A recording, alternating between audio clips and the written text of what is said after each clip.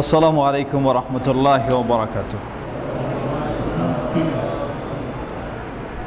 আলহামদুলিল্লাহি রাব্বিল আলামিন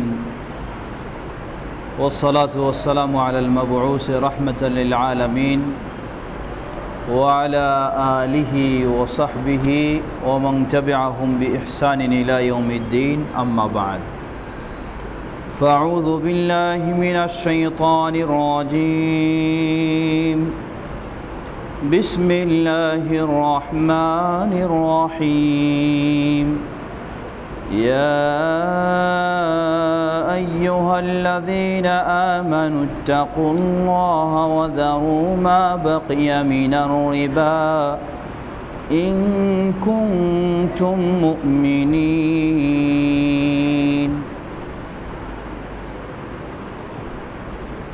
الحمد لله। আহলে হাদিস সমাজ কল্যাণ পাঠাগার মালিটোলা ঢাকা কর্তৃক আয়োজিত আজকের এই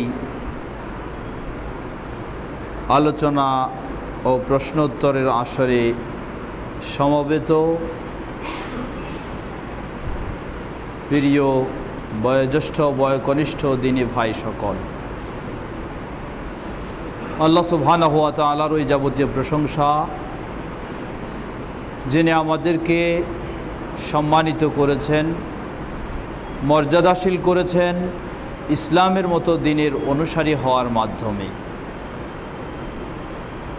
আল্লাহর পথে চলার তৌফিক পাওয়ার মাধ্যমে যে আল্লাহ সুবহানাহু ওয়া তাআলা আমাদেরকে ইসলামের অনুসারী হওয়ার, তার পথে চলার তৌফিক দিয়ে মর্যাদাশীল করেছেন, তার ওই প্রশংসা জ্ঞাপনার্থে বলি আলহামদুলিল্লাহ। অতঃপর অসংখ্য সালাত ও সালাম পেশ করছি প্রিয় রাসূল মুহাম্মদ সাল্লাল্লাহু আলাইহি ওয়াসাল্লাম, তার আসহাবে কেরাম, আহলি বাইত, শেষ দিবস পর্যন্ত তার প্রতিটি একনিষ্ঠ অনুসারীদের উপর। সম্মানিত সুধীবৃন্দ, আপনারা অবগত রয়েছেন আজকে আমাদের এই আলোচনা ও প্রশ্নোত্তর একটি নির্দিষ্ট বিষয়কে সামনে রেখে। বিষয়টি হচ্ছে ইসলামের দৃষ্টিতে সুদের ভয়াবহ পরিণতি ও উহা থেকে পরিত্রাণের উপায়। আজকে গোটা মুসলিম বিশ্বের অবস্থা যদি আমরা একটু চিন্তা করি, তাহলে আমাদের দেশে শুধু নয়, বরং গোটা বিশ্বব্যাপী বলা যেতে পারে অধিকাংশই মুসলিম সমাজ তারা অর্থনীতির ক্ষেত্রে ইসলামের অনুসারী নয়। অর্থনীতির ক্ষেত্রে মুসলিম সমাজ গোটা বিশ্বের অধিকাংশ এলাকায় অর্থনীতির ক্ষেত্রে তারা আজকে ইসলামের অনুসারী নয়। অর্থনীতির ক্ষেত্রে আজকে এই মুসলিম সমাজ অমুসলিমদের দেওয়া নীতি রীতি সেটারই অনুসরণ করে, যার ফলে মুসলিম বিশ্ব আজকে সুদের সমুদ্রে হাবুডুবু খাচ্ছে। আজকে মুসলিম ইচ্ছায় অনিচ্ছায় সুদ দিচ্ছে, সুদ নিচ্ছে, সুদের কারবার করছে, সুদের প্রতিষ্ঠানে নিজের জীবিকা নির্বাহনের জন্য শ্রম দিচ্ছে। গোটা বিশ্বব্যাপী মুসলিম সমাজের আজকে এ করুণ পরিণতি, এটি বলতেই হয়। আমরা জানি ইসলাম একটি পরিপূর্ণ জীবন ব্যবস্থা, যেই পরিপূর্ণ ব্যবস্থা আল্লাহ সুবহানাহু ওয়া তাআলা কোরআন এবং সুন্নায় রেখেছেন। আমরা বিশেষ করে আহলুল হাদিস সমাজ বিদায় হজ্জের একটি হাদিস আমরা সকলেই স্মরণ করি বারে বারে, যে আল্লাহ রাসূল সাল্লাল্লাহু আলাইহি ওয়াসাল্লাম বিদায় হজ্জে বলেছিলেন, তারাকতু ফীকুম আমরাইন লান তাদিল্লু মা তামাসসাকতুম বিহিমা কিতাবাল্লাহি ওয়া সুন্নতি। তোমাদের মাঝে রেখে গেলাম দুটি বিষয়, যতক্ষণ পর্যন্ত তোমরা এই দুটিকে আঁকড়ে ধরবে কখনো পথভ্রষ্ট হবে না। এই হাদিস আমরা অত্যন্ত গুরুত্ব সহকারেই সব সময় শুনি এবং শোনাই। আসলে পথভ্রষ্ট হবে না বলতে কি, পথভ্রষ্ট হবে না এটা একটি ব্যাপক দিক। সেটি হচ্ছে এমনকি অর্থনীতির ক্ষেত্রেও কোনো মুসলিম যদি কোরআন এবং হাদিসকে বর্জন করে অর্থনীতি মেনে চলে, তাহলে অর্থনীতিতেও সে পথভ্রষ্ট হয়ে যাবে, ধ্বংসের দিকে সে যাবে। আর অর্থনীতির ক্ষেত্রেও যখন সে কোরআন এবং হাদিস মেনে চলবে, ইনশাআল্লাহ দুনিয়া এবং আখিরাতে এই অর্থনৈতিক ক্ষতিগ্রস্ত হওয়া থেকে আল্লাহ সুবহানাহু ওয়া তাআলা এই মুসলিম জাতিকে রক্ষা করবেন। সুতরাং এই হাদিস শুধু সালাতের ক্ষেত্রে নয়, এই হাদিস শুধু আপনার ব্যক্তিগত আমলের ক্ষেত্রে নয়, এই হাদিসকে যেমনইভাবে সালাতের ক্ষেত্রে আপনি মানবেন যে কোরআন এবং সুন্নাহর অনুসরণ না করলে পথভ্রষ্টতা হয়ে যাবে, আপনার সালাতের ক্ষেত্রে ঠিক তেমনইভাবে কোরআন এবং সুন্নাহর অনুসরণ না করলে অর্থনীতির ক্ষেত্রেও আপনার পথভ্রষ্টতা অপরিহার্য হবে। আরও গুরুত্বপূর্ণ বিষয় হলো সেই বিদায় হজ্জেই যেখানে আল্লাহ রাসূল সাল্লাল্লাহু আলাইহি ওয়াসাল্লাম এই কথা বলেছিলেন, সেই বিদায় হজ্জের মাঠেই রাসূল সাল্লাল্লাহু আলাইহি ওয়াসাল্লাম বললেন, আজ থেকে চিরতরের জন্য, চিরদিনের জন্য সেই জাহিলি রীতিনীতি অনুযায়ী সেই সুদি কারবার সবগুলিকে আমার পায়ের নিচে দাফন করে দিলাম। এই সেই বিদায় হজ্জের ভাষণেই রাসূল সাল্লাল্লাহু আলাইহি ওয়াসাল্লাম বলেছিলেন। কিন্তু আজকে আমরা মুসলিম সমাজ অর্থনীতির ক্ষেত্রে ইসলামী নীতি থেকে বহু দূরে রয়েছি। পাশ্চাত্যের নীতির আলোকেই আজকে আমরা অর্থনৈতিক কর্মকাণ্ড বা লেনদেন সব কিছু করে চলছি।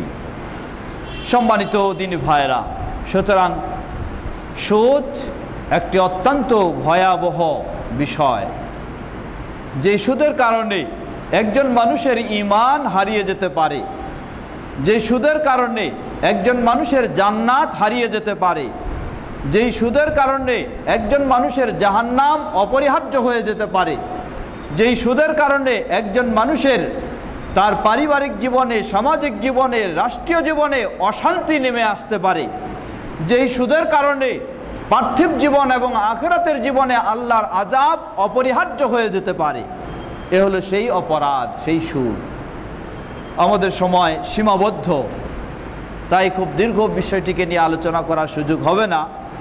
স্বল্প কয়েকটি এর ভয়াবহ পরিণতির বিষয়গুলি আমি স্মরণ করে দিচ্ছি, যেগুলি কোরআন এবং সহিহ হাদিসে এসেছে। আল্লাহ সুবহানাহু ওয়া তাআলা সূরা বাকারায় শেষের দিকে, সূরা বাকারার 275 নম্বর আয়াতে আল্লাহ রাব্বুল আলামিন বলেন, আল্লাযীনা ইয়াকুলুনার রিবা لا يقومون إلا كما يقوم الذي يتخبطه الشيطان من المس ذلك بأنهم قالوا إنما البيع مثل الربا وأحل الله البيع وحرم الربا فمن جاءه موعظة من ربه فانتهى فله ما سلف وأمره إلى الله ومن عاد فأولئك أصحاب النار هم فيها خالدون। আল্লাহ সুবহানাহু ওয়া তাআলা সূরা বাকারার 275 নম্বর আয়াতে সুদের দুটি পরিণতি বর্ণনা করছেন, দুটি শাস্তি। প্রথম আল্লাহ বলছেন, আল্লাযীনা ইয়াকুলুনা রিবা, যারা পৃথিবীতে জীবদ্দশায় পার্থিব জীবনে সুদ খেয়েছিল, লা ইয়াকুমুনা ইল্লা কামা ইয়াকুমুল্লাযী ইয়াতাখাব্বাতুহু আশ-শায়তানু মিনাল মাস। কিয়ামতের দিন যখন মানুষেরা কিয়ামতের মাঠে উঠবে, পার্থিব জীবনে যারা সুদ গ্রহণ করেছে, সুদ খেয়েছে, পৃথিবীতে যেমন জিন ধরা পাগলেরা যেমনইভাবে তারা পৃথিবীতে থাকে, সেই কিয়ামতের মাঠে এইরকম জিন ধরা মাতাল পাগলের মতো তাকে কিয়ামতের মাঠে উঠানো হবে। এটা হলো একটি পরিণতি। এই আয়াতেই আল্লাহ বলছেন, কেন? যালিকা বিআন্নাহুম ক্বালু ইন্নামাল বাইউ মিসলুর রিবা। তারা বলতো আসলে সুদ এবং ব্যবসা তো কোনো পার্থক্য নেই, ব্যবসা যেমন টাকা পয়সার লেনদেন হয়, সুদও তেমন টাকা পয়সার লেনদেন হয়, অতএব দুটোর মাঝে তেমন কোনো পার্থক্য নেই। এই বলে তারা ব্যবসার মতো সুদকে বৈধ বলে সেটাকে ব্যবহার করেছে। আল্লাহ বলছেন ওয়া আহাল্লাল্লাহুল বাইআ ওয়া হাররামার রিবা, না, কখনো নয়। আল্লাহ সুবহানাহু ওয়া তাআলা ব্যবসাকে হালাল করে দিয়েছেন আর সুদকে হারাম করে দিয়েছেন, সুতরাং দুটো জিনিস কখনো এক হতে পারে না। আল্লাহ বলছেন ফামান জাআহু মাউইযাতুম মির রাব্বিহি ফান্তাহা ফালাহু মা সালাফা ওয়া আমরুহু ইলাল্লাহ, যার কাছে আল্লাহর এই উপদেশ, আল্লাহর এই নির্দেশ পৌঁছার পর সেই সুদ থেকে সে বিরত থাকে, তাহলে অতীতে যা ঘটে গেছে সেটা আল্লাহ সুবহানাহু ওয়া তাআলা তাকে ক্ষমা সুন্দর দৃষ্টিতে দেখবেন।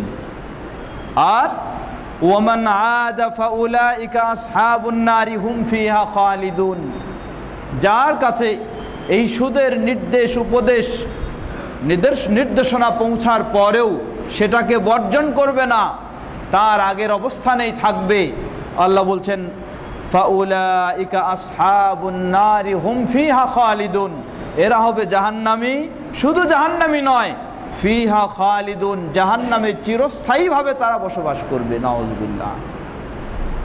বিষয়টি সহজ নয়। আপনি রাতভর তাহাজ্জুদ পড়ে ইবাদত করছেন আর ইচ্ছামতো সুদ ব্যবহার করছেন, সুদ খাচ্ছেন, আপনার স্থান জান্নাতে করাটা খুব কঠিন, আপনার স্থান জাহান্নামে হওয়াটাই খুব সহজ। আপনি প্রতি বছর হজ করে আসছেন আর সুদের ক্ষেত্রে আপনি সামান্যতম চিন্তা করছেন না, মনে করছেন আপনি হজ করে সব কিছু মাফ করে নেবেন। না, আপনি যদি সুদ থেকে বাঁচার চেষ্টা, চিন্তা না করেন, তাহলে আপনার স্থান জান্নাত এত সহজ নয়, জাহান্নামেই আল্লাহ সুবহানাহু ওয়া তাআলা আপনার স্থান নির্দিষ্ট করে দিয়েছেন। এখানে আল্লাহ রাব্বুল আলামিন বললেন ফাউলাইকা আসহাবুন নারি হুম ফিহা খালিদুন, তারা জাহান্নামী হবে এবং চিরস্থায়ীভাবে জাহান্নামে থাকবে। একজন মুসলিম কখনো চিরস্থায়ীভাবে জাহান্নামে থাকতে পারে না। সুতরাং চিরস্থায়ী জাহান্নাম কিভাবে হতে পারে? বিষয় এখানে দুটি। কারো কাছে এই সুদের নিষেধাজ্ঞা, আল্লাহর পক্ষ থেকে যে নিষেধাজ্ঞা এসেছে, এটা পৌঁছার পরেও যদি সে মনে করে যে না, কিসের এই নিষেধাজ্ঞা, সুদ এবং ব্যবসায় একই রকম, কোনো পার্থক্য নাই, এটাকে ইসলাম হারাম করে দিয়েছে বলে সে হারাম মনে করে না, তাহলে প্রকৃতপক্ষে সে মুসলিম থাকতে পারে না, সে ইসলাম থেকে বের হয়ে যাবে, সে ব্যক্তি চিরস্থায়ী কাফেরদের মতো জাহান্নামী হবে। দ্বিতীয়, কোনো ব্যক্তি যদি তার কাছে এই নির্দেশনা পৌঁছার পর সে বিশ্বাস করে যে না, সুদ কখনো ব্যবসার মতো হতে পারে না, সুদ এটা হারাম, সুদ এটি ঘৃণিত, সুদ এটি নিষিদ্ধ, সুদ আল্লাহর অপছন্দনীয়, এটা সে বিশ্বাস করে, কিন্তু সে পারতপক্ষে চেষ্টা করে এটা থেকে বাঁচার, এরপরেও সে বাঁচতে পারেনি, তাহলে তার ক্ষেত্রে আমরা বলবো সে ইসলাম থেকে বের হয়ে যায়নি, কিন্তু সে বড় ধরনের কবিরা গুনাহে লিপ্ত হয়েছে, যার কারণে তার জন্য জাহান্নাম অপরিহার্য হবে যদি এটা থেকে আল্লাহর কাছে ক্ষমা নিতে না পারে। সে চিরস্থায়ী জাহান্নামী নয়, কিন্তু জাহান্নামে তার শাস্তি হবেই আল্লাহ সুবহানাহু ওয়া তাআলার কাছ থেকে যদি ক্ষমা নিতে না পারে।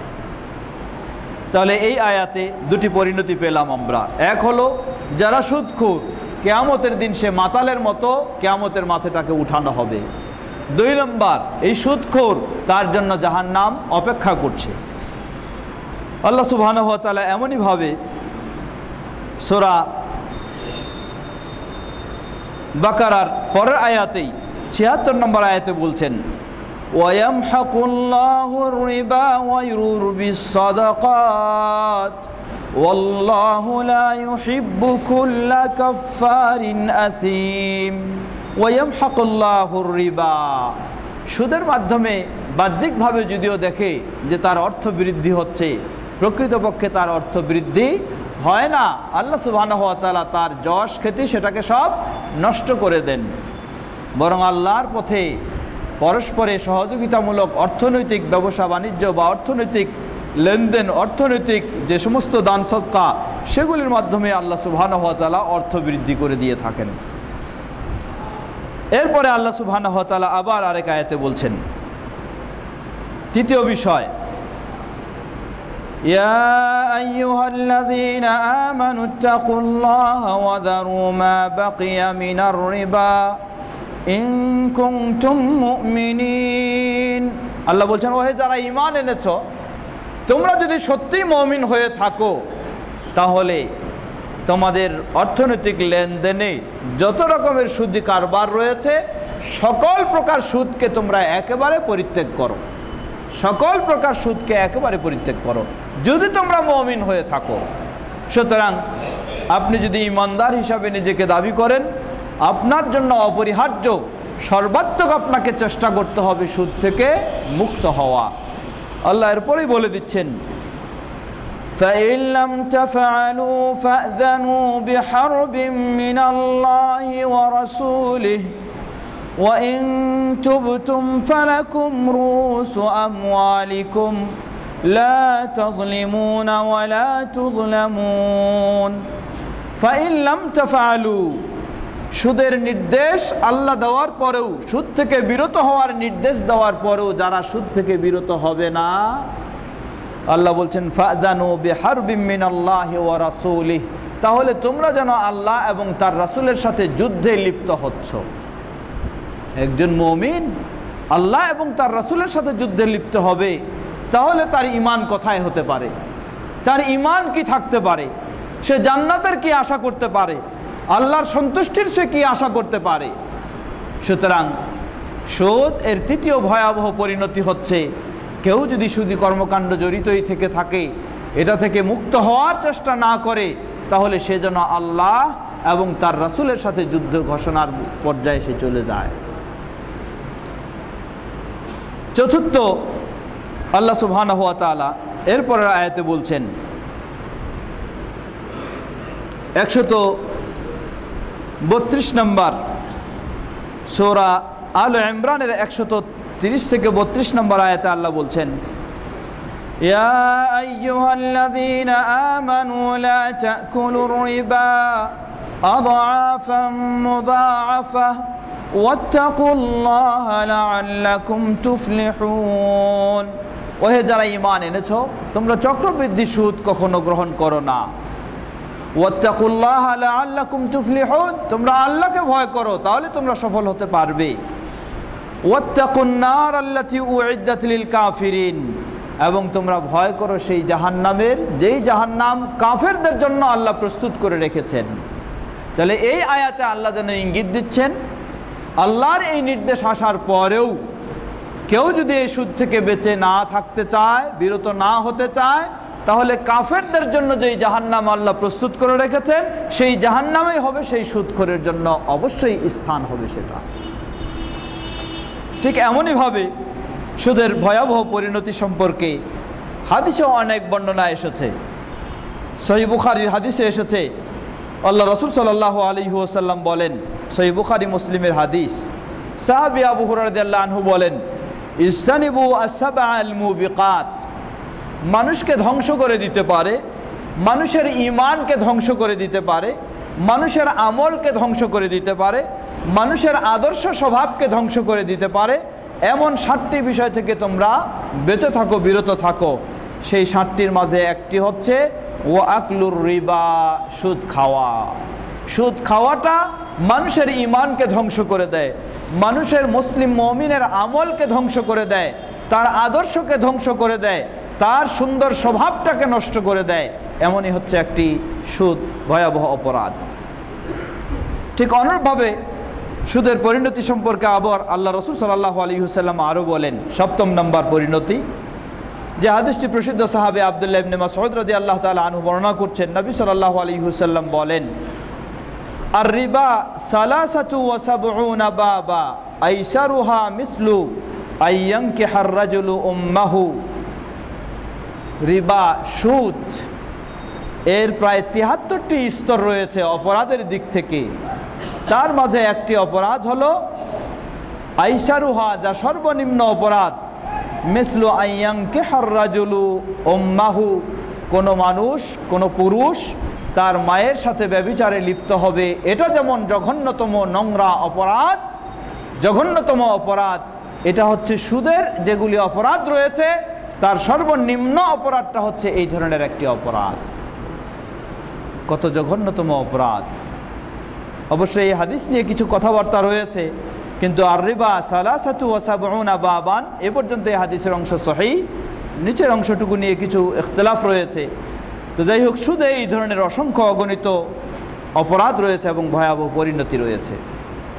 অষ্টম পরিণতি, সুদ এমন একটি জঘন্যতম অপরাধ। এক দীর্ঘ সহিহ বুখারীর দীর্ঘ হাদিসে এসেছে, রাসূল সাল্লাল্লাহু আলাইহি ওয়াসাল্লাম স্বপ্ন দেখলেন। স্বপ্নে তাকে জিবরিল আলাইহিস সালাম বহু জায়গায় নিয়ে গেলেন, বহু কিছু দেখালেন, বহু পরিণতি দেখালেন। তার মাঝে দেখালেন যে একটা নদী, বিশাল পানি, সেই পানিটা হলো সম্পূর্ণ রক্তের মতো লাল পানি। সেই রক্তের মতো লাল পানির সেই সমুদ্রের কিনারায়, সেই নদীর কিনারায় একজন ব্যক্তি দাঁড়িয়ে রয়েছেন, তার কাছে অনেকগুলি পাথর।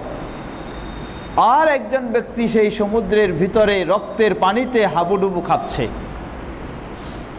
সে সেখান থেকে যতই কিনারার দিকে আসার চেষ্টা করছে, আর যে ব্যক্তি কিনারায় পাথর নিয়ে দাঁড়িয়ে রয়েছে কাছে আসার চেষ্টা করলে তার চেহারায় সেই পাথর দিয়ে একেবারে পাথর দিয়ে শক্ত করে মেরে তাকে আবার সেই গভীর পানিতে তাকে ঠেলে দিচ্ছে।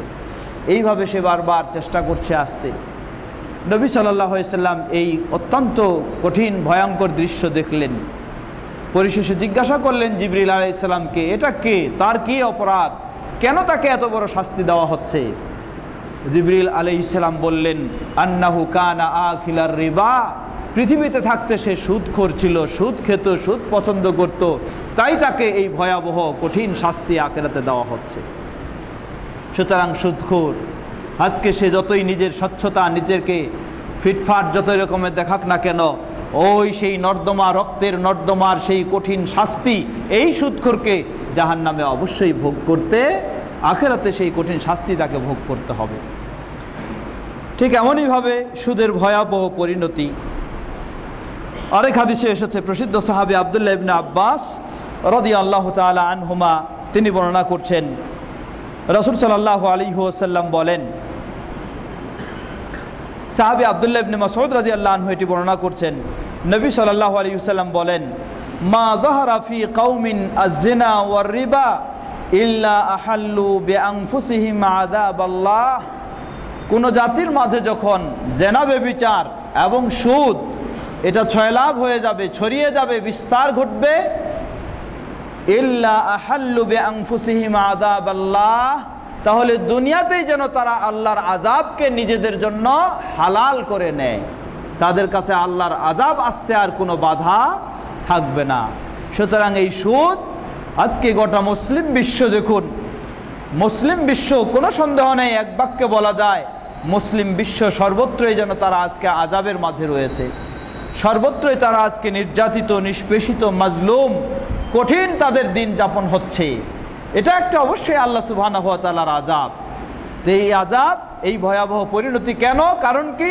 কারণ আজকে তাদের মাঝে জেনা, ব্যভিচার, বেপরদার কারণে তাদের মাঝে যেন আজকে জেনা ব্যভিচারে ছড়িয়ে গেছে, ঠিক তেমনইভাবে অর্থনৈতিক ক্ষেত্রে তাদের মাঝে লেনদেন যত রকমের রয়েছে, ব্যবসা বাণিজ্য, সবগুলিতে আজকে সুদ যেন ছড়িয়ে গেছে। এজন্য এটাই একটি মুসলিম সমাজের আযাব, বিভিন্ন রকমের আল্লাহর পক্ষ থেকে আসার এটি একটি অন্যতম কারণ। ঠিক অনুরূপভাবে সুদ, আল্লাহ রাসূল সাল্লাল্লাহু আলাইহি ওয়াসাল্লাম আরেক হাদিসে বলেন, সেই হাদিস সহিহ, ইযা বায়াতুম বিল ঈনা, যখন তোমাদের মাঝে বায়াতুম বিল ঈনা, সুদি বেচাকেনা তোমাদের মাঝে ছড়িয়ে যাবে, নাম দেওয়া হবে বেচাকেনা, ব্যবসা, কিন্তু আসলে সবগুলি সুদি কারবার। এই সুদি কারবার যখন ছড়িয়ে যাবে এবং মানুষ দুনিয়াকে প্রাধান্য দেবে, দিনের জন্য ত্যাগ স্বীকার, জিহাদ বর্জন করবে, দুনিয়াকে যেন আঁকড়ে ধরবে, সর্বপ্রথম এই অপরাধটা বললেন যে তারা সুদি কারবারে জড়িয়ে যাবে। সাল্লাল্লাহু আলাইকুম যুল্লা, আল্লাহ সুবহানাহু ওয়া তাআলা তোমাদের জন্য পৃথিবীতে লাঞ্ছনা, নির্যাতন, অপমান, অপদস্থ, এটা তোমাদের জন্য আল্লাহ অপরিহার্য করে দিবেন, এটা ছড়িয়ে চাপিয়ে দিবেন। অন্য বর্ণনায় এসেছে, যতক্ষণ না, সেই হাদিসে আল্লাহ রাসূল সাল্লাল্লাহু আলাইহি ওয়াসাল্লাম বলছেন, যতক্ষণ না তারা এই সব কিছু থেকে মুক্ত হয়ে সঠিক দিনের দিকে ফিরে না আসে, ততক্ষণ পর্যন্ত অমুসলিমদের তাদের উপর প্রতিষ্ঠিত হওয়া এটা থেকে আল্লাহ তাদেরকে মুক্ত করবেন না। এটাও একটা তাহলে সুদী কারবারের কারণে আজকে মুসলিমদের উপর অমুসলিমরা প্রতিষ্ঠিত কেন না হবে?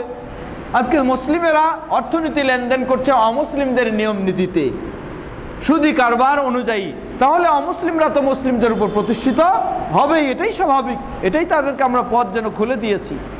সুতরাং এ থেকে মুক্তির একটাই পথ, আমাদেরকে এই অর্থনৈতিক দিক থেকে সুদ থেকে মুক্ত যখন আমরা হতে পারবো, ইসলামী নীতিতে আমরা ফিরে আসতে পারবো, তাহলেই আল্লাহ আমাদেরকে অমুসলিমদের তাদের সেই চাপ থেকে, তাদের সকল প্রকার সেই প্রভাব ও প্রতিষ্ঠিত হওয়া থেকে আল্লাহ আমাদেরকে মুক্ত করবেন।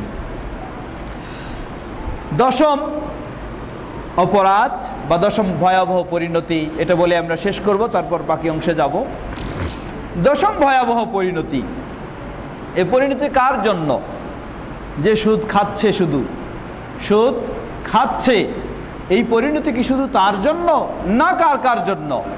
জবাব, আল্লাহ রাসূল সাল্লাল্লাহু আলাইহি ওয়াসাল্লাম বলেন, হাদিসটি সহিহ মুসলিমের, সাহাবী জাবির ইবনে আব্দুল্লাহ রাদিয়াল্লাহু তাআলা আনহু বর্ণনা করছেন, তিনি বলেন, লাআনা রাসূলুল্লাহ সাল্লাল্লাহু আলাইহি ওয়াসাল্লাম আকিলার রিবা ওয়া মুকিলাহু ওয়া কাতিবাহু ওয়া শাহিদাইহি ওয়া ক্বালা হুম সাওয়াউন। যিনি শুধু সুদ খাচ্ছেন তিনি অপরাধী, তারই এই ভয়াবহ পরিণতি? না, রাসূল সাল্লাল্লাহু আলাইহি ওয়াসাল্লাম বললেন, আকিলার রিবা, লাআনা রাসূলুল্লাহ সাল্লাল্লাহু আলাইহি ওয়াসাল্লাম আকিলার রিবা। রাসূল সাল্লাল্লাহু আলাইহি ওয়াসাল্লাম অভিশাপ দিয়েছেন, লানত বর্ষণ করেছেন যে ব্যক্তি সুদ খায়। ওয়া মুকিলাহু, যে সুদ খাওয়ায়, যে সুদ দেয়। ওয়া কাতিবাহু, সুদী কর্মকাণ্ডগুলি যে লেখালেখি করে। ওয়া শাহিদাইহি, এই ক্ষেত্রে যে ব্যক্তি সাক্ষ্য দেয়। আল্লাহ রাসূল সাল্লাল্লাহু আলাইহি ওয়াসাল্লাম বললেন, হুম সাওয়া, এই চার শ্রেণীর মানুষই সমান। তাহলে এই হাদিস বলে দিচ্ছে সুদের পরিণতি ভয়াবহ পরিণতি, দুনিয়া এবং আখিরাতে সম্পর্কে যে হাদিস এবং কোরআন ও হাদিসের বর্ণনাগুলি আমরা শুনলাম, সেই ভয়াবহ পরিণতি ভোগ করতে হবে। যে সুদ খায়, যে সুদ দেয়, যে সুদ লেখালেখি করে, এই সমস্ত সুদী প্রতিষ্ঠানে যে চাকরি করে। ওয়া শাহিদাইহি, এবং যারা সুদী কর্মকাণ্ডে, সুদ নেওয়ার ক্ষেত্রে, সুদ দেওয়ার ক্ষেত্রে, আরো কিছুর ক্ষেত্রে সুদ সংশ্লিষ্ট বিষয়ে যারা সাক্ষ্য প্রদান করে থাকে, সাক্ষী থাকে, আল্লাহ সুবহানাহু ওয়া তাআলা এই সব শ্রেণীকেই দুনিয়া এবং আখিরাতে এই সুদের ভয়াবহ যে শাস্তি, এই শাস্তির অধিকারী তাদেরকে করবেন।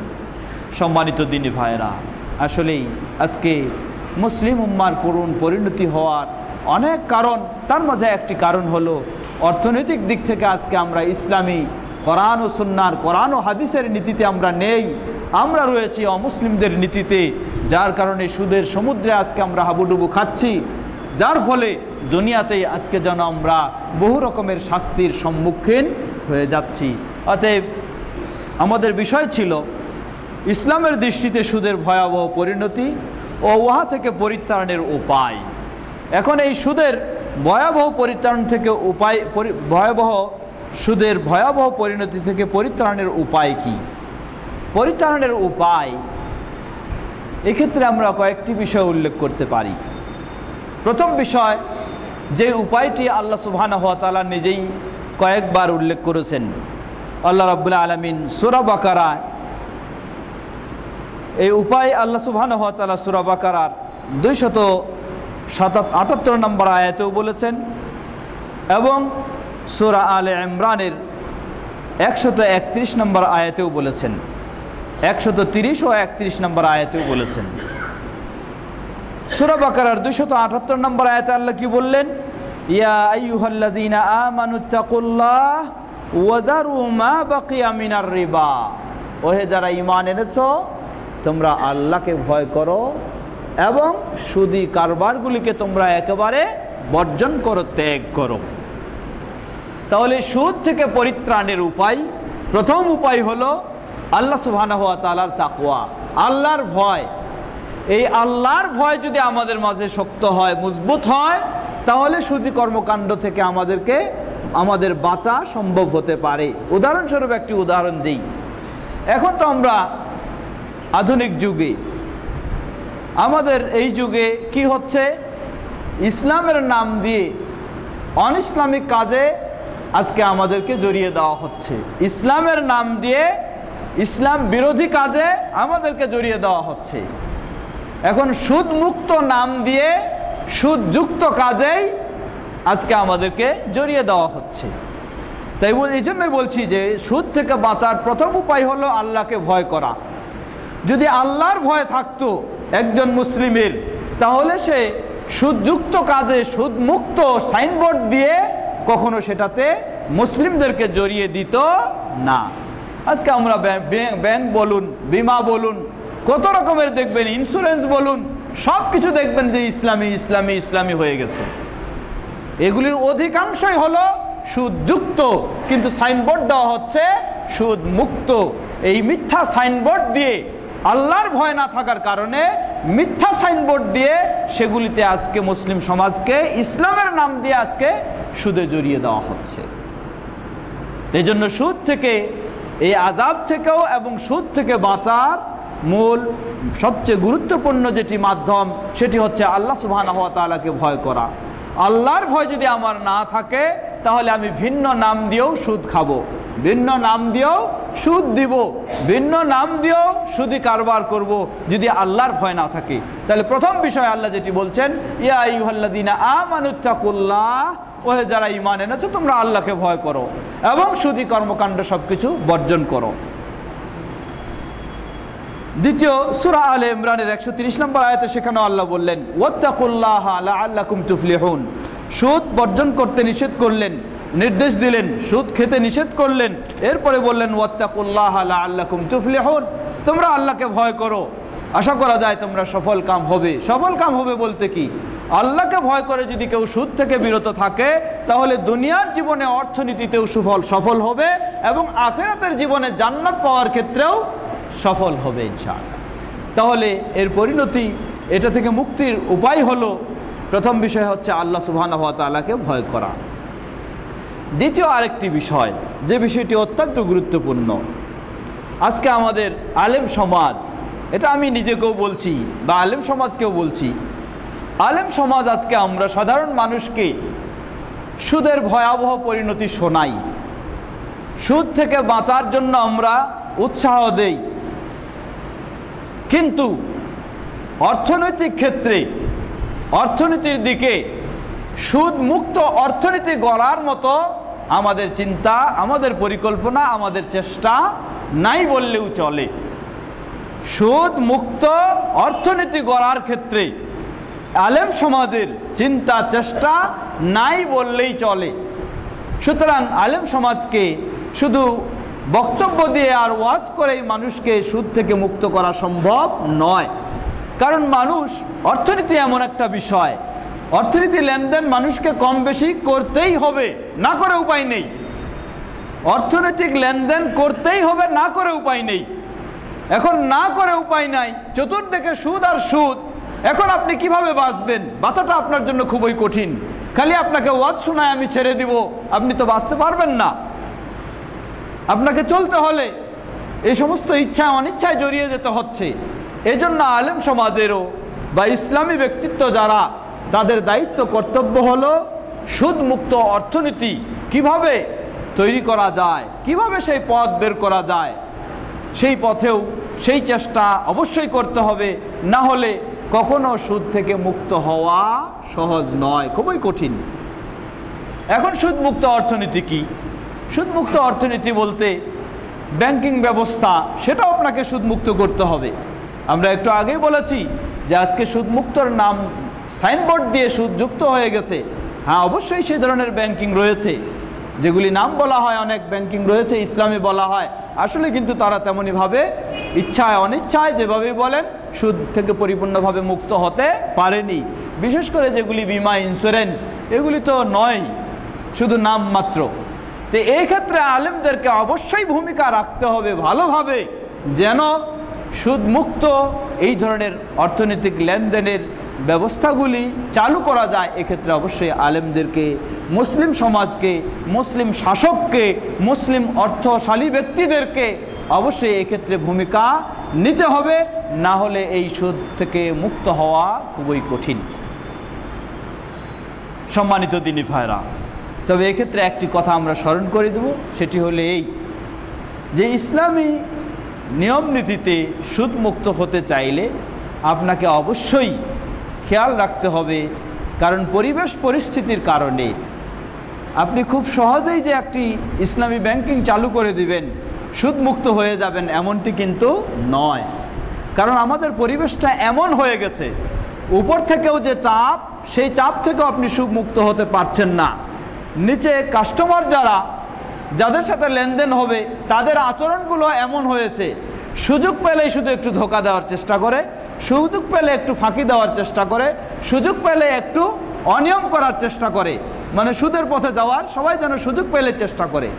এই পরিবেশ পরিস্থিতিতে অবশ্যই সুদমুক্ত এই ধরনের ব্যাংকিং ব্যবস্থা বা এই লেনদেন করাটা অবশ্যই কঠিন, কিন্তু কঠিন হলেও আমাদেরকে কি করতে হবে, সেই পথে অবশ্যই অগ্রসর হতে হবে। না হলে তো কখনোই খালি ওয়াজ শোনায় মানুষকে কখনো সুদমুক্ত করা সম্ভব নয়। ইত্যাদি পদক্ষেপগুলি গ্রহণ করার মাধ্যমে সম্ভব হবে সেই সুদমুক্ত পরিবেশ গড়া, সুদমুক্ত অর্থনীতি গড়া, এবং সুদ এর কারণে যে সমস্ত দুনিয়া ও আখিরাতে আমরা আযাবের শাস্তির সম্মুখীন হতে পারি সেগুলি থেকে বাঁচা।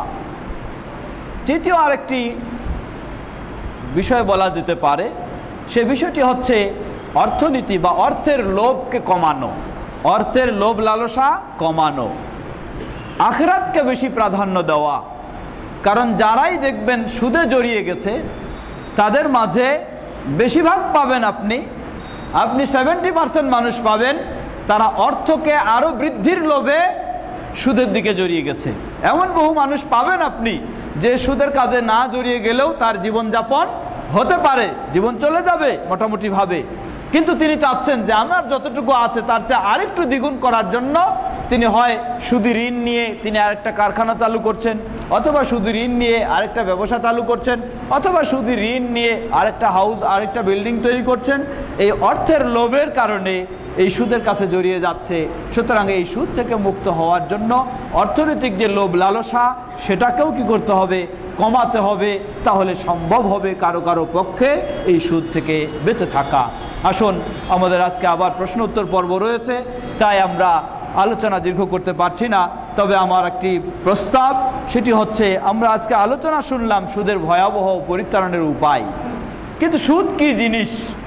সুদ বললাম আমি অনেকক্ষণ ধরে, প্রায় 45 মিনিট ধরে আমি সুদ অনেকবার শব্দটা উচ্চারণ করেছি, কিন্তু কাউকে এখন পর্যন্ত আমি সুদ জিনিসটা কিভাবে হতে পারে এটা বুঝাতে পারিনি, কারণ আজকে আমাদের ওই বিষয়টা ছিল না।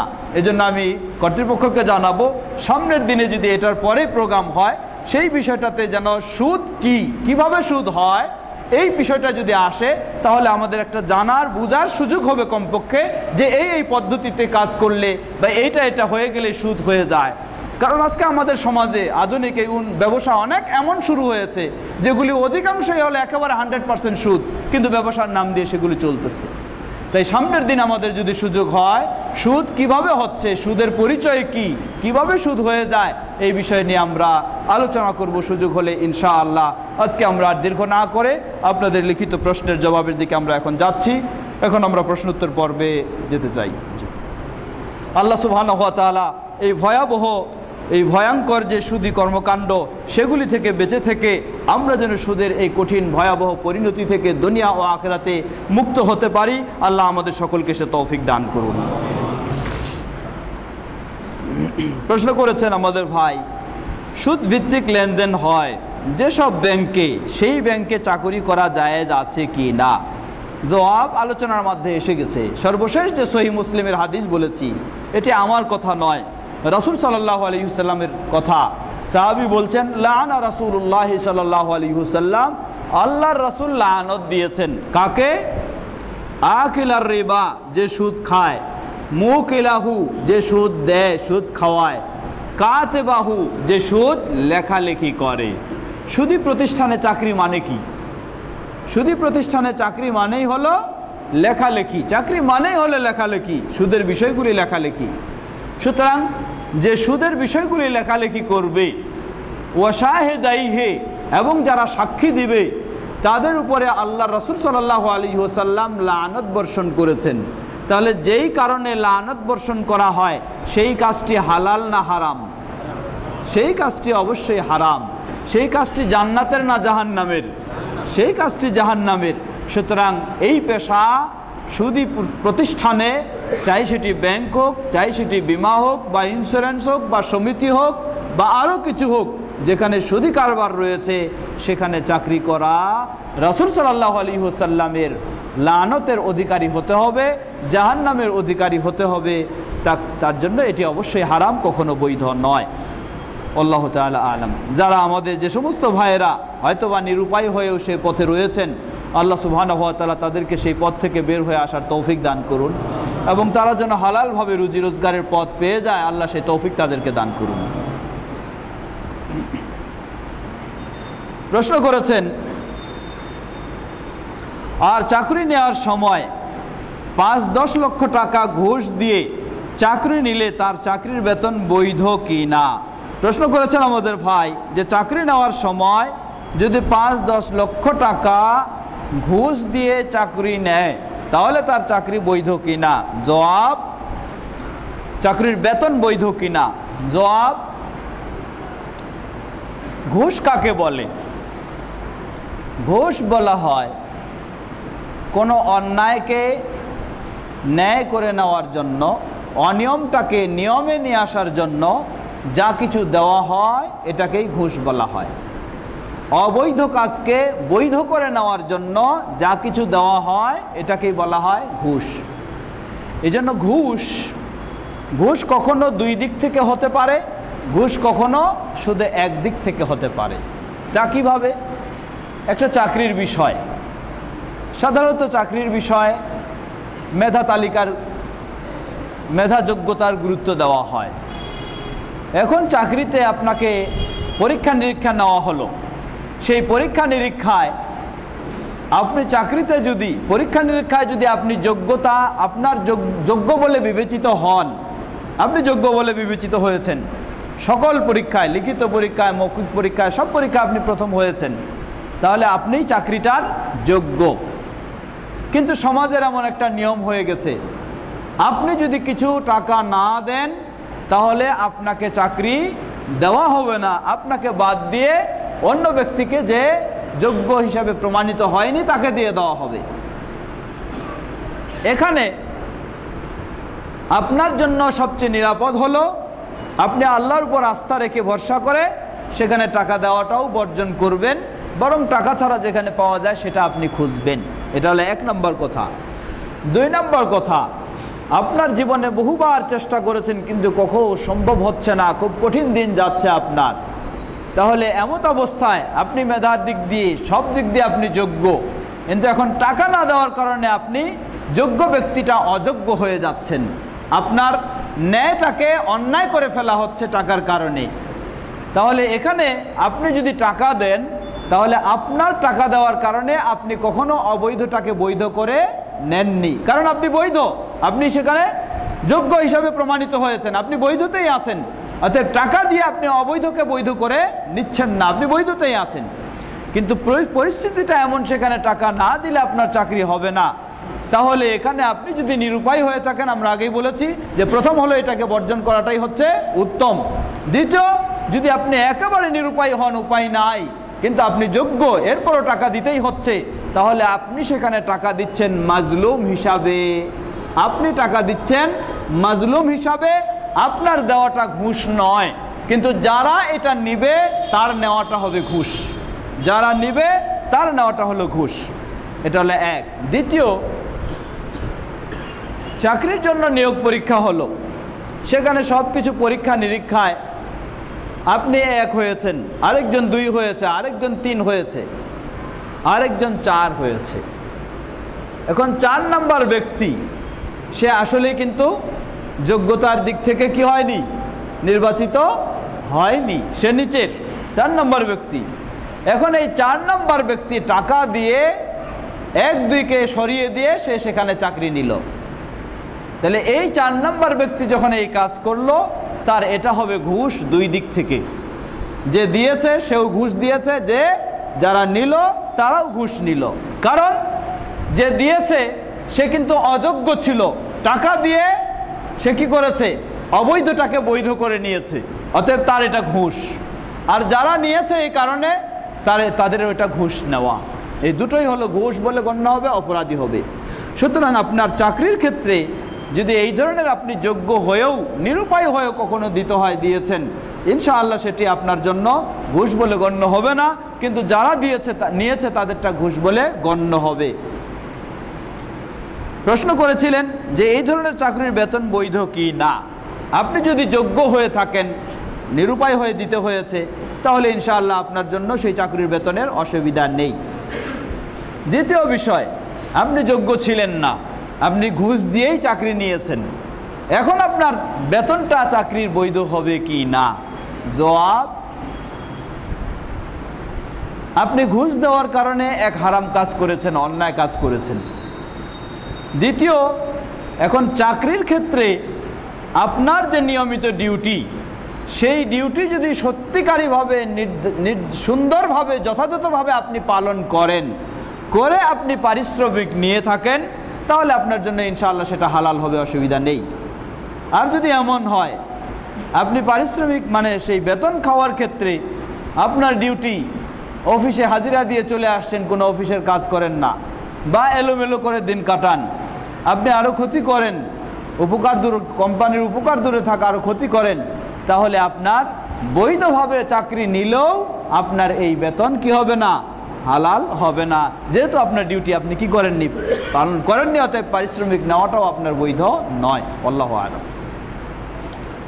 প্রশ্ন করেছেন, ব্যাংক তো সুদি ব্যবসা করে, এখন ব্যাংকে কি সেভিং অ্যাকাউন্ট বা ডিপিএস করা যাবে কি? জবাব, যেই ব্যাংক সুদি ব্যাংক, সেই ব্যাংকে সেভিং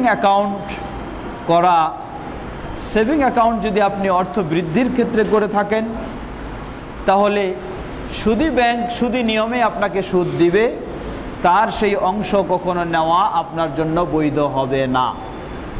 যদি আপনি নিরুপায় হয়ে থাকেন, আপনার অর্থ সংরক্ষণের জন্য, আমানতের জন্য, নিরাপত্তার জন্য ব্যাংকে রাখতেই হচ্ছে, সুদি ব্যাংক ছাড়া অন্য কোনো ব্যাংক নাই, তাহলে আপনি শুধুমাত্র নিরুপায় হয়ে নিজের অর্থকে সংরক্ষণের জন্য সেই ব্যাংকে রাখতে পারেন, কিন্তু কোনো ধরনের তার কাছ থেকে সুদ হিসাবে যা দিবে সেটি গ্রহণ করা বৈধ হবে না। ডিপিএসটা তো সম্পূর্ণ বৃদ্ধি করার জন্যই রাখা হয়, যেটি সুদি ব্যাংক যদি হয় তাহলে সেটি কখনো জায়েজ হবে না। জানাজা নামাজ আদায়ের পূর্বে বা পরে কি মৃত্যু? আজকে মনে হয় এগুলি প্রশ্ন না হলেই ভালো। আচ্ছা, যাই হোক, জানাজা নামাজ আদায়ের পূর্বে বা পরে কি মৃত্যু ব্যক্তির জন্য দলবদ্ধভাবে দোয়া করার বিধান আছে? সঠিক বিধান কি? জবাব, না, নেই, একাকীভাবেই করবে। সিজারে বাচ্চা জন্মগ্রহণ করলে মা এর পবিত্র অপবিত্রতার বিধান কি? মা কি সিজার করার পর 40 দিন নামাজ আদায় না করবে?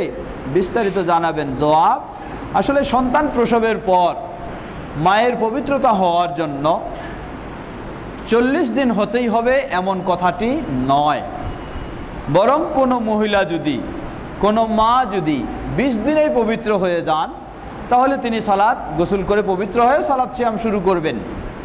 কারো যদি 30 দিনে হয়ে যায়, তিনি 30 দিনে পবিত্র হয়ে গোসল করে সালাত সিয়াম শুরু করবেন।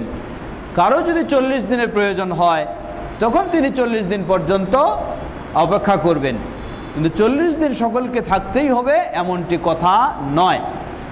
সিজারে যদি সন্তান প্রসব হয়ে থাকে, তাহলে সেই সিজারে সেখানেও একই হুকুম, সেই মায়েরও তারও পরিচ্ছন্নতা পবিত্রতার যে বিষয়, সেটা জয় দিন প্রয়োজন হবে, 6 দিনে সেখানেও গণ্য হবে। যদি সেখানে 2 সপ্তাহে পবিত্র হয়ে যায়, তাহলে 2 সপ্তাহ পরেই তিনি গোসল করে পবিত্র হয়ে সালাত সিয়াম শুরু করবেন। আল্লাহু আ'লাম। প্রচলিত ইসলামী ব্যাংকের সাথে লেনদেন করা কতটুকু বৈধ? বৈধ না হলে বর্তমান পুঁজিবাদী অর্থ ব্যবস্থায় ব্যাংক ছাড়া চলা কিভাবে সম্ভব? জবাব, আমরা আগে কিছুটা আলোচনা করেছি। জবাব, প্রচলিত ইসলামী ব্যাংকের সাথে লেনদেন করা কতটুকু বৈধ? জবাব, প্রচলিত ইসলামী ব্যাংক বলতে আমাদের দেশে যদি আমরা লক্ষ্য করি, আমাদের দেশে ইসলামী ব্যাংক 3 ধরনের রয়েছে। আমাদের দেশে ইসলামী ব্যাংক 3 ধরনের। এক ধরনের ইসলামী ব্যাংক হলো যেই ব্যাংকের সকল ব্রাঞ্চগুলি সুদী ব্যাংক, সব কিছু সুদী কারবার, কিন্তু একটা দুইটা ব্রাঞ্চ খুলে রেখে ইসলামী ব্যাংকিং নাম দিয়েছে, সেই ব্যাংকের এই ব্রাঞ্চের লেনদেন যদি মূল অন্যান্য ব্রাঞ্চের লেনদেনের সাথেই পুঁজি যদি একসাথেই ব্যবহার হয়ে থাকে, তাহলে এটি শুধু নামে মাত্র ইসলামী ব্যাংক, এটি 100% ধোঁকা ছাড়া আর কিছুই নয়। এটি কখনো ইসলামী নয়, এটি অবশ্যই হারাম, এটি সম্পূর্ণ সুদের মধ্যেই। এটা হলো এক শ্রেণী। দ্বিতীয় শ্রেণী, কিছু ব্যাংক রয়েছে যেই ব্যাংকগুলি তার গোটা ব্যাংকটাই, সব শাখাগুলি, সব ব্রাঞ্চগুলি ইসলামী ব্যাংকিং বলে তারা দাবি করছেন, কিন্তু বাস্তবে তাদের নিয়ম নীতিতে, কর্মকাণ্ডে তারা বাস্তবে ওই ধরনের ইসলামী হতে পারেননি। এমনও ব্যাংক রয়েছে, আমাদের নাম দিয়ে দিয়েছে গোটাটা ইসলামী ব্যাংক, কিন্তু এখনও 50%ই বলা যায় তার ইসলামী ব্যাংকিং হয়নি, নাম ব্যবহার হচ্ছে শুধু। এটাকেও আপনি নিরাপদ মনে করে ইসলামী ব্যাংকিং হিসেবে ব্যবহার করতে পারবেন না। তৃতীয় প্রকার, যেই ব্যাংক তার সম্পূর্ণ ব্রাঞ্চগুলি ইসলামী ব্যাংকিং, ইসলামী ব্যাংক বলেই পরিচিত, কিন্তু তারা তুলনামূলক অন্যান্য সবগুলির চেয়ে ভালো, এবং তারা দাবি করেন যে আমরা সর্বাত্মক চেষ্টা করে যাচ্ছি সুদ মুক্ত হওয়ার। এইভাবে যদি কেউ দাবি করে আপনার কাছে এবং বাস্তবে তারা চেষ্টা করছে, এটা যদি আপনি পেয়ে থাকেন, তাহলে অবশ্যই আপনাকে যারা প্রকাশ্যে সুদের ঘোষণা দিচ্ছে সেগুলিকে বর্জন করে ওই ব্যক্তির কাছে আপনাকে লেনদেন করতে হবে। কথাটা বোঝার চেষ্টা করবেন। যারা বলে যে আমরা ইসলামী ব্যাংকিং করার চেষ্টা করছি, সুদ থেকে মুক্ত হওয়ার আপ্রাণ আমরা চেষ্টা করে যাচ্ছি, এটা যদি সত্য বলে এবং বাস্তবতা আপনি পেয়ে থাকেন, তাদের মাঝে সালাত রয়েছে, তাদের মাঝে সিয়াম রয়েছে, তাদের মাঝে ইসলামী চেতনা রয়েছে, সত্যই যদি আপনি পেয়ে থাকেন, তাহলে আপনাকে একান্ত লেনদেন ব্যাংকিং করতে হলে অবশ্যই আপনাকে যারা প্রকাশ্যে সুদের ঘোষণা দিয়েছে তাদেরটাকে বর্জন করে ওই ব্যাংকের কাছে আপনি লেনদেন করতে পারেন। আল্লাহু তাআলা আ'লাম।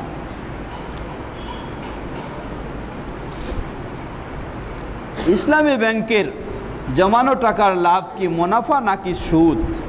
জবাব, আসলে মুনাফা এটা একটা শব্দ ব্যবহার করা হয় মাত্র, বরং যেগুলি সুদী ব্যাংক রয়েছে সেই সুদী ব্যাংকগুলিও তারাও কি করেছে, সুদী ব্যাংকগুলিও এখন কিছু কিছু তারা সুদের পরিবর্তে মুনাফা শব্দটি ব্যবহার করার চেষ্টা করছে। এটি ধোঁকা ছাড়া আর কিছুই নয়। সুতরাং শব্দ ব্যবহার করা কিছুই নয়, শব্দ মুনাফা ব্যবহার করতে পারে, তাই বলে যে সেটা সুদ মুক্ত হয়ে গেল এমন নয়।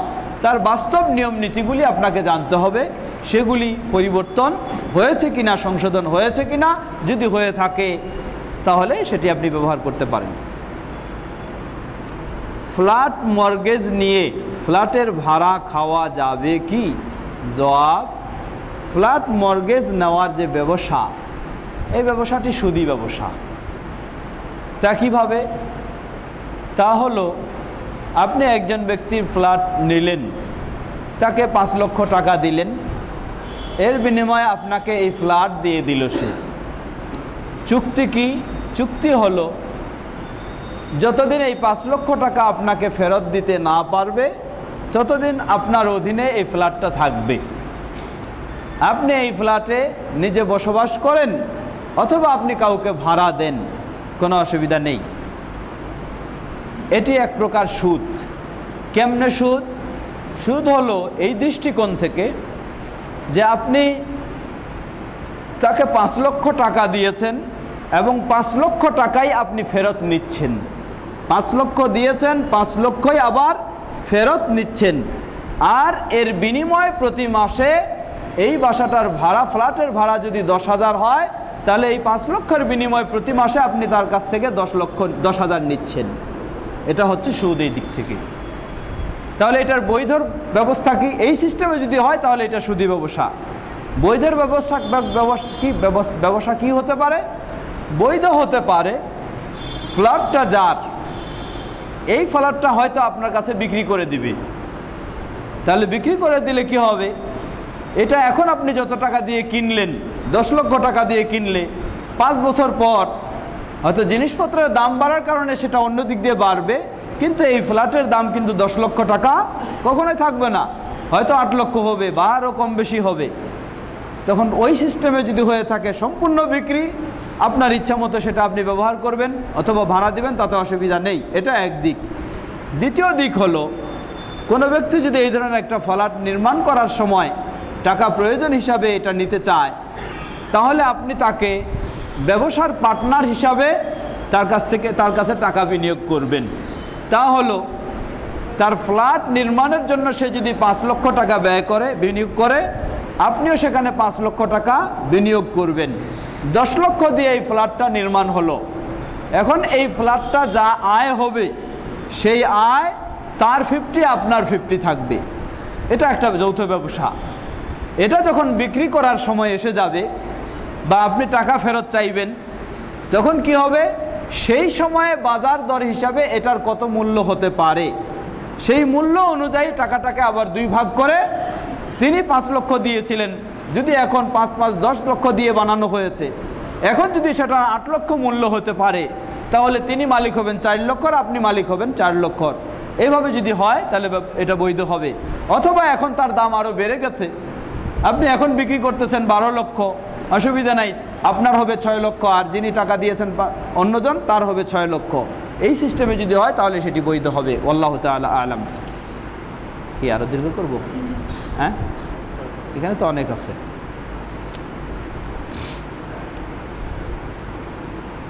বর্তমানে অধিকাংশ ব্যবসায়ী ব্যাংক ঋণ নিয়ে পরিচালিত হয়, তাই সুদ দিতে হয়। তাই এর ক্ষেত্রে পরিত্রাণের উপায় কি? পরিত্রাণের উপায় আগে আমরা বলেছি।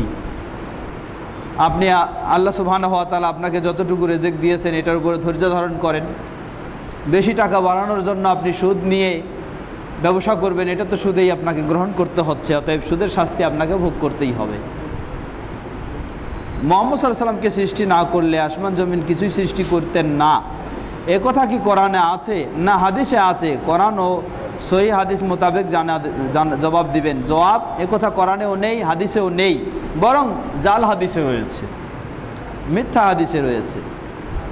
ইসলামী পোশাক কি? মুহাম্মদ সাল্লাল্লাহু আলাইহি ওয়াসাল্লাম সবসময় ইসলামী পোশাক কি? মুহাম্মদ সাল্লাল্লাহু আলাইহি ওয়াসাল্লাম সবসময় কীরকম পোশাক পরে থাকতেন? কোরআন ও সহিহ হাদিস অনুযায়ী জবাব দিবেন। মুহাম্মদ সাল্লাল্লাহু আলাইহি ওয়াসাল্লাম সেই সময় অধিকাংশ সময় যেই পোশাক পরতেন তা হলো নিচে একটা লুঙ্গি, উপরে একটা চাদর। অধিকাংশ সময় এটা পরতেন। আর কখনো কখনো বাইরে থেকে আমদানি করা কিছু পোশাক পরতেন। সেই ইয়ামান থেকে আসতো, যেটা জুব্বা ইয়ামানিয়া বলা হয়, একটা জুব্বা লম্বা জামা সিস্টেম, সেটাও পরতেন। আবার কখনো মিশর থেকে কিছু আসতো, সেই আমদানি হতো, সেগুলিও পরতেন। কিন্তু অমুসলিমদের সাথে সাদৃশ্য রাখতেন না, সাদৃশ্য হয় এমন পোশাক পরতেন না। তবে মক্কার পোশাক হিসেবে বেশিরভাগ পোশাক ছিল তার নিচে একটা লুঙ্গি সিস্টেম আর উপরে একটা চাদর সিস্টেম। যে সকল মসজিদে সরকারি কোষাগার থেকে ইমাম সাহেবের বেতন দেওয়া হয়, সেই সকল ইমামের পিছনে ইক্তেদা করা যাবে কি না? সরকারি কোষাগার মানেই আপনি মনে করবেন যে এটি হারাম টাকা, এমনটি ঠিক নয়। অতএব সরকারি কোষাগার থেকে যদি কাউকে বেতন দেওয়া হয়, সেই ইমামের পিছনে সালাত আদায় করা অবশ্যই জায়েজ হবে। এ কারণে সেটি হারাম হয়ে গেছে এটি বলা যাবে না। কিছু টাকা, মোবাইল, আপেল খাবারের ইত্যাদি হারানো জিনিস পাওয়া গেলে, আচ্ছা, এর ব্যবহার, এর বিধান কি? আমি কি আমার প্রয়োজনে পাওয়া জিনিস ব্যবহার করতে পারবো? জবাব, না। কোনো কিছু হারানো জিনিস যদি পেয়ে থাকেন, নিয়ম হলো সেগুলিকে প্রচার করা, যেন যে মালিক সে সংবাদ পায় এবং এটা আপনার কাছ থেকে নিয়ে যেতে পারে। কতদিন প্রচার করবেন? প্রচার করার ঊর্ধ্ব সময় হলে 1 বছর পর্যন্ত প্রচার করবেন। এর মাঝে যদি সেই ব্যক্তি এসে যায় তাহলে তাকে দিয়ে দিবেন। এরপরে যদি না হয় তাহলে আপনি সেটি আপনার প্রয়োজনেও ব্যবহার করতে পারেন, অথবা ইচ্ছা করলে তার পক্ষ থেকেও দান করে দিতে পারেন। তবে প্রয়োজনীয় যদি ব্যবহার করেন আপনি, আবার যদি কখনো সেই ব্যক্তি এসে যায় এবং আপনার কাছে দাবি করে, তাহলে আপনি দিতে বাধ্য থাকবেন। এখন এখানে বলেছেন আবার খাবারের জিনিস, আপেল ইত্যাদি, এগুলো 1 বছর কেন, 1 সপ্তাহে টিকবে না, নষ্ট হয়ে যাবে। তাহলে কি করবেন? তাহলে জবাব, এক সপ্তাহে যদি নষ্ট হয়ে যায়, এগুলি গরিব মিসকিন ফকির দরিদ্র যারা রয়েছে তাদেরকে আপনি দিয়ে দিবেন খাওয়ার জন্য, তাহলে আপনিও সওয়াব পাবেন এবং যে ব্যক্তির সেও সওয়াব পাবে ইনশাআল্লাহ। প্রশ্ন করেছেন যারা সুদী বিক্রি চাকরি করে তাদের রুজির টাকা দিয়ে মসজিদ মাদ্রাসা ইত্যাদি দান করলে পরকালে নাজাত পাবে কি? জবাব, সুদী ব্যাংকে চাকরি করার কারণে সেই রুজি রোজগার এটি কখনো হালাল নয়। তার যদি এই টাকাই হয়ে থাকে তাহলে সেই টাকা দিয়ে ভালো জায়গায় এই ধরনের দান করা জায়েজ নয়। তার যদি অন্য আরও কিছু টাকা থাকে, সম্পদ থাকে, সেগুলি থেকে তিনি দান করতে পারেন, তাতে অসুবিধা নেই। তাদের নামাজ রোজা হজ জাকাত আল্লাহর দরবারে কবুল হবে কি না? জবাব, এখানে একটি গুরুত্বপূর্ণ বিষয়, ইবাদত কবুলের জন্য প্রচলিত একটি কথা রয়েছে যে হালাল রুজি হওয়া শর্ত। আসলে হালাল রুজি হওয়া শর্ত ইবাদত কবুলের হওয়ার জন্য এই শর্তের চেয়ে আরও গুরুত্বপূর্ণ শর্ত রয়েছে। ইবাদত কবুল হওয়ার জন্য প্রথম শর্ত হলো শিরক মুক্ত হওয়া, দ্বিতীয় শর্ত হলো বেদাত মুক্ত হওয়া। কোনো ব্যক্তির রুজি রোজগারে যদি কিছু ত্রুটিও থেকে থাকে কিন্তু তার এই সমস্ত যদি মুক্ত হয় তাহলে আশা করা যায় তার সেই আবাদত, অর্থনৈতিক আবাদত নয়, অন্য শারীরিক আবাদত, সেগুলি কবুল হওয়ার ইনশাআল্লাহ আশা করা যায়। কমপক্ষে তার দায়িত্ব যেটি ছিল সেই দায়িত্ব আদায় হয়ে যাবে। কিন্তু এখানে কবুল আরেকটি দিক হলো, সেটি হলো দোয়া কবুল হওয়া। দোয়া করলেই দোয়া আল্লাহর কাছে কবুল হবে। সেটার জন্য শর্ত হলো সেটি শিরক মুক্ত হতে হবে, বিদআত মুক্ত হতে হবে, এবং যিনি দোয়া করবেন তাকে সম্পূর্ণ হালাল রুজি ভক্ষণকারী হতে হবে, না হলে তার দোয়া কবুলের আশা করা যায় না। আল্লাহু তাআলা আলাম। সুদ খায় এমন লোকের বাড়ি ঘরে খাওয়া যাবে কি? না জেনে যদি খাওয়া দাওয়া করে তাহলে পরিত্রাণ এর উপায় কি? জবাব, যিনি আসলেই সুদখোর এবং সে সুদ খাওয়াটাকেই গর্বের বিষয় মনে করে, এমন ব্যক্তির সাথে সুসম্পর্ক কখনো কোনো মুসলিম ব্যক্তির থাকতে পারে না। এবং এমন ব্যক্তির দাওয়াত, খাওয়া দাওয়া ইত্যাদি থেকে অবশ্যই দিনদার পরহেজগার মুসলিম ব্যক্তিকে বিরত থাকতে হবে। যদি কেউ খেয়ে ফেলে কখনো না জানে না বুঝে, এটার জন্য আল্লাহ সুবহানাহু ওয়া তাআলার কাছে ক্ষমা চাইবে। এটাই সর্বশেষ প্রশ্ন। আমরা জানি সুদ দাতা সুদ গ্রহীতা উভয় জাহান্নামের আগুনে শাস্তি গ্রহণ করিতে হইবে। এমত অবস্থায় আমার প্রশ্ন হচ্ছে, সুদী ব্যাংকে ও সুদী বিমাতে চাকরি করা শরীয়তসম্মত জায়েজ কিনা? জবাব হয়ে গেছে, সুদী ব্যাংক ও বিমাতে চাকরি, বেতন ও ভাতা দিয়ে হজ ও উমরা, জাকাত ও কুরবানি ইত্যাদি ইবাদত করা যাবে কিনা? প্রশ্নের জবাব হয়ে গেছে। আল্লাহু তাআলা আলাম। এই দুটোই, আচ্ছা এই দুটো শেষ। ব্যবসার স্বার্থে ছোটোখাটো মিথ্যা কসম খাওয়া যাবে কি? জবাব, ব্যবসার স্বার্থে আল্লাহ রাসূল সাল্লাল্লাহু আলাইহি ওয়াসাল্লাম বলেন যে কয়েক শ্রেণীর, 3 শ্রেণীর মানুষ, তার জন্য 4টি শাস্তি।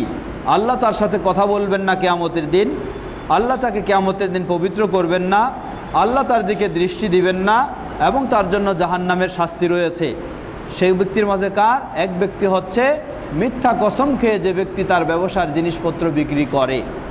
মিথ্যা কসম করে যে ব্যক্তি তার ব্যবসার পণ্য বিক্রি করে, এমন ব্যক্তির জন্য এই 4টি উল্লেখযোগ্য শাস্তি। আল্লাহ তার দিকে দৃষ্টি দিবেন না, তাকে পবিত্র করবেন না, তার সাথে কথা বলবেন না, এবং তার জন্য প্রস্তুত রয়েছে জাহান্নামের আযাব। অতএব এটি অবশ্যই হারাম।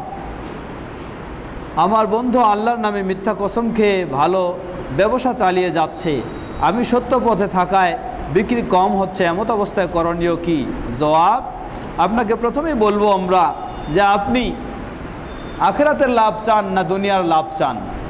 আখিরাতের লাভ হলো জান্নাত, আর দুনিয়ার লাভ হলো এই ধরনের মিথ্যা করে লাভ। সুতরাং দুনিয়াতে যে এই ধরনের মিথ্যার আশ্রয় নিয়ে অর্থ বৃদ্ধি করবে, আখিরাতে তার জন্য হলো জাহান্নাম। আর দুনিয়াতে যে কষ্ট করে হকের উপর ধৈর্য ধারণ করে থাকবে, আখিরাতে ইনশাআল্লাহ তার জন্য হলো জান্নাত। সুতরাং আখিরাতের সেই বিশাল বিষয়কে, জান্নাতকে প্রাধান্য দিয়ে আপনাকে একটু ধৈর্য ধরতে হবে, একটু কষ্ট হলেও কষ্ট সহ্য করতে হবে। কারণ দুনিয়ার দিন তো হলো মাত্র 2 দিনের দিন, আর আখিরাতের বিষয় তো হলো বিশাল সীমাহীন দিন। সেই সীমাহীন দিনের শান্তি, সীমাহীন দিনের আরাম আয়েশ, সীমাহীন দিনের উন্নতি, সীমাহীন দিনের লাভ, সীমাহীন দিনের সুখ শান্তি, সেটাকে আপনি প্রাধান্য দিয়ে দুনিয়ার দিনে কিছু কষ্টই আপনাকে করতে হবে, ধৈর্য ধরতে হবে। আল্লাহ আপনাকে সেটা তৌফিক দান করুন। নামাজি ব্যক্তির কতটুকু সামনে দিয়ে গেলে নামাজের কোনো ক্ষতি হবে না জানতে চাই। জবাব, নামাজি ব্যক্তির কতটুকু সামনে, যদি তার মাঝে সামনে সূত্রা থাকে তাহলে সূত্রার বাইরে যাওয়া যাবে, সূত্রার ভিতরে যাওয়া যাবে না। কোনো ব্যক্তি সূত্রা ছাড়াই যদি দাঁড়ায় তাহলে তার বিষয় কি? জবাব, আল্লাহ রাসূল সাল্লাল্লাহু আলাইহি ওয়াসাল্লাম নামাজি ব্যক্তির সামনে দিয়ে যেতে নিষেধ করেছেন। সুতরাং মসজিদে কেউ যদি পিছনের দিকে দাঁড়ায়, তার সামনে যতটুকু জায়গা রয়েছে, সাধারণ হাদিস থেকে বোঝা যায় যে তার সামনে দিকে যাবে না, বিরতই থাকবে। কোনো ব্যক্তির যদি জটিল বিষয় দাঁড়িয়ে যায়, তাকে খুব এমার্জেন্সি বিষয়, না গেলে উপায় নাই, তাহলে তিনি চেষ্টা করবেন তার সেজদা পরিমাণ জায়গা বাদ রেখে যাওয়ার চেষ্টা করবেন। তাহলে ইনশাআল্লাহ আশা করি তার অপরাধ কম হবে। আর যদি কারো এমার্জেন্সি জরুরি বিষয় না থাকে তাহলে তিনি অপেক্ষা করবেন, সামনে দিয়ে যাবেন না, যদিও সূত্র না থাকে এবং দীর্ঘ জায়গা হয়। নামাজ ছাড়া অন্য সময়ে টাকনুর নিচে লুঙ্গি পায়জামা প্যান্ট পরা যাবে কি?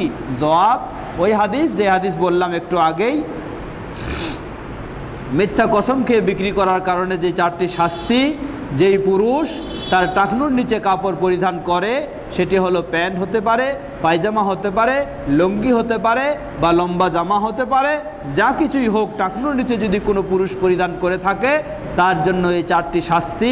আল্লাহ সুবহানাহু ওয়া তাআলা কিয়ামতের দিন তার সাথে কথা বলবেন না, কিয়ামতের দিন তাকে দৃষ্টি দিবেন না, তাকে পবিত্র করবেন না, তার জন্য জাহান্নামের শাস্তি প্রস্তুত করে রেখেছেন।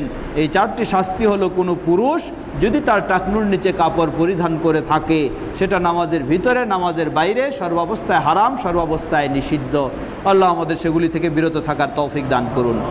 আজকে আমরা আর দীর্ঘ করতে যাচ্ছি না, এখানে শেষ করতে যাচ্ছি।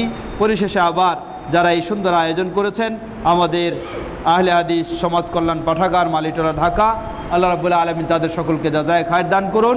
এই সুন্দর প্রোগ্রামগুলি, কর্মসূচিগুলি তারা যেন আরও অব্যাহত রাখতে পারে, আল্লাহ তাদেরকে সে তৌফিক দান করুন।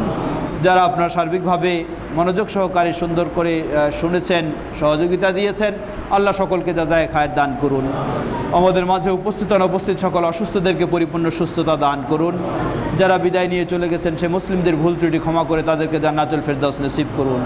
আর আমরা যেন ঈমানের উপর হালালভাবে চলতে পারি, আল্লাহ আমাদের সকলকে সে তৌফিক দান করুন। আমরা যেন সুদ, এই সমস্ত কর্মকাণ্ড থেকে বিরত থাকতে পারি, আল্লাহ আমাদেরকে সে তৌফিক দান করুন। আমাদের হালালভাবে রুজি রোজগারে আমাদেরকে বরকত দান করুন। মুসলিম উম্মাকে এই সমস্ত বিধ্বংসী, এই সমস্ত ঈমান বিধ্বংসী বিষয় থেকে বেঁচে থাকার তৌফিক দান করুন। সুবহানাকা আল্লাহুম্মা ওয়া বিহামদিকা আশহাদু আল্লা ইলাহা ইল্লা আনতা আস্তাগফিরুকা ওয়া আতুবু ইলাইক। ওয়া আসসালামু আলাইকুম ওয়া রাহমাতুল্লাহি ওয়া বারাকাতুহু।